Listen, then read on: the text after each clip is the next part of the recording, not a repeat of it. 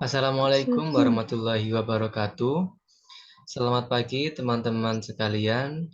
Sebelumnya perkenalkan terlebih dahulu, saya Muhammad Alfarisko selaku moderator pada kelompok 9 akan menjelaskan mengenai psikologi maskulinitas.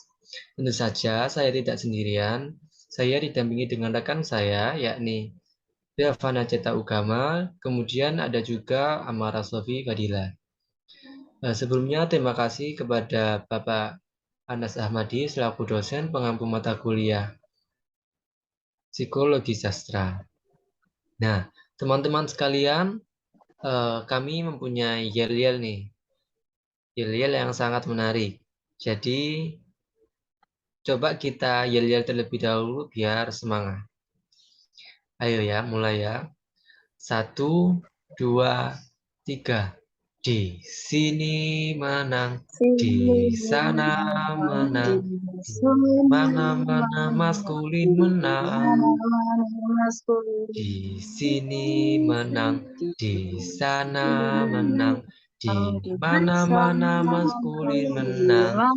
Tangan dilambai-lambai, pinggul digoyang-goyang. Kamu gendernya apa? Tanya kami. Nah, itulah sedikit hiburan yang dipersembahkan oleh kelompok kami yang akan membuat presentasi ini lebih menyenangkan. Oke, baik teman-teman, langsung saja kita menuju ke topik pembahasan yakni psikologi maskulinitas.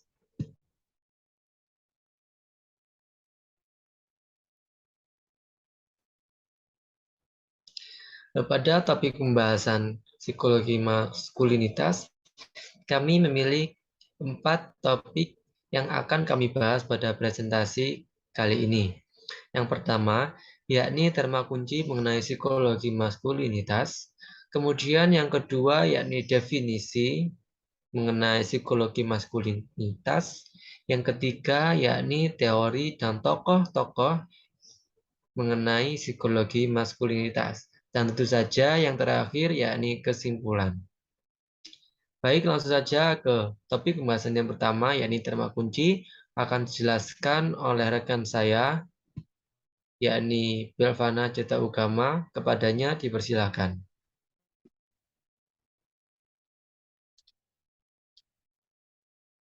Baik, terima kasih atas waktu yang diberikan. Terma kunci, psikologi merupakan sebuah ilmu yang membicarakan terkait proses mental, perasaan, pikiran, karakter, dan jiwa manusia. Manusia digolongkan dalam berbagai perspektif, mulai dari ras, gender, kekuasaan, karakter, dan lain sebagainya. Manusia berdasarkan gender terbagi atas perempuan dan laki-laki. Perbedaan peran tersebut cukup kontras di antara keduanya, memunculkan konsep feminisme dan maskulinitas. Masyarakat awam sudah cukup mengenal terkait konsep feminisme, lalu bagaimana dengan maskulinitas? Bagaimana pandangan psikologi terhadap konsep maskulinitas? Baik, terima kasih saya sampaikan kepada rekan saya, Belvana Ceta Ugama. Nah, itulah teman-teman, pemaparan mengenai terma kunci yang dipaparkan oleh saudara atau rekan saya. Kemudian menuju topik yang selanjutnya, yakni definisi. Definisi kami mengambil dari beberapa pendapat ahli. Yang pertama yakni menurut Smiller pada tahun 2004 pada halaman 18. Nah, Smiller memaparkan bahwa maskulinitas adalah peran sosial dan bukan sifat yang diturunkan atau didapat. Nah, istilah maskulinitas atau maskulin sendiri sebenarnya berasal dari bahasa Inggris nih teman-teman, yakni muscle atau otot yang didefinisikan menjadi sifat-sifat yang hanya mendasarkan pada kekuatan otot atau fisik.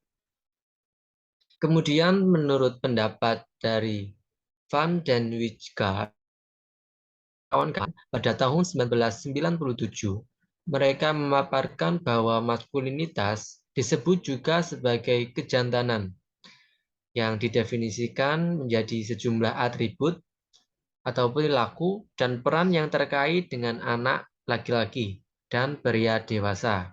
Nah, maskulinitas didefinisikan secara sosial dan diciptakan secara biologis. Baik teman-teman, sifat maskulin berbeda dengan jenis kelamin nih teman-teman. Baik laki-laki maupun perempuan dapat bersifat maskulin. Nah, ciri-ciri yang melekat pada istilah maskulin adalah keberanian, kemandirian, dan ketegasan. Nah, ciri-ciri ini bervariasi dan dipengaruhi oleh faktor sosial dan budaya. Kemudian karakteristik maskulin biasanya terdapat pada anak laki-laki maupun pada dewasa. Pada anak laki-laki seringkali dibuat perbandingan mengenai pria sangat maskulin maupun tidak maskulin. Nah, konsep maskulinitas cukup bervariasi nih, tergantung sejarah dan budayanya. Pada zaman dahulu, yakni pada abad ke-19, seseorang yang suka berdandan, baik pria maupun wanita, dipandang bersifat maskulin. Namun, dalam zaman modern atau terhadap pada zaman sekarang, hal tersebut disebut dengan feminim.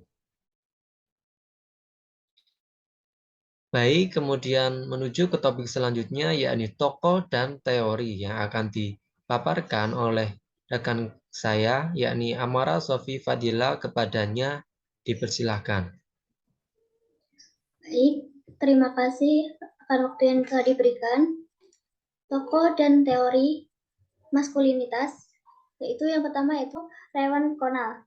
Connell mengemukakan bahwa maskulinitas hegemonik, yaitu teori yang diperlukan karena sebagai permasalahan tentang posisi laki-laki di dalam masyarakat.